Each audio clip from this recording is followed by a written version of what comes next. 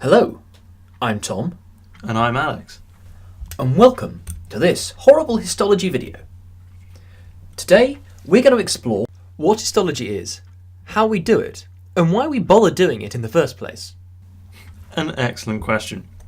So, probably the best place to start is with the word histology. What the hell does that mean? So let's split it into two. We end up with the words histo, Which is Greek for tissues, and logi. which is Greek for a study of. So in summary, the word histology means The study of tissues. So, what do we mean by tissues? In order to know what a tissue is, we need to know what a tissue is made up of. Those would be cells then. Exactly. A cell is the smallest functional unit of a living being. And when we put a bunch of the same cells together to do the same job, we get a Tissue! So, what do we get if we put a bunch of tissues together? A box of them, if you will. A bunch of tissues working together is called an organ. And a load of organs together? That's an organism. And a load of people together doing the same thing. And that's an orgy. Okay, and what do we get if we put a bunch of orgies together? The human race. But moving swiftly on, it's all very well talking about all this stuff, but how do we actually look at cells? Tissues and cells are really small. So small, in fact, that you can't usefully see them with our eyes.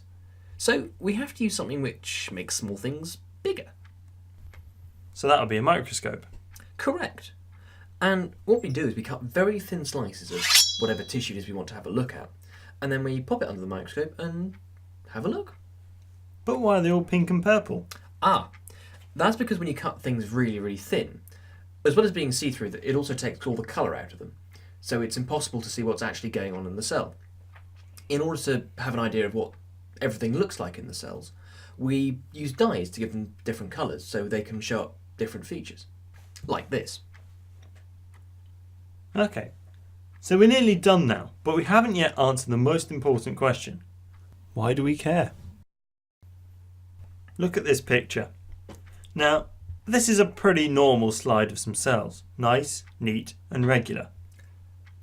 And how about this one? Look at this, all distorted and irregular. It looks chaotic. And that is what cancer looks like. We can use microscopes to get a really good idea of what's going on in somebody's body at the cellular level.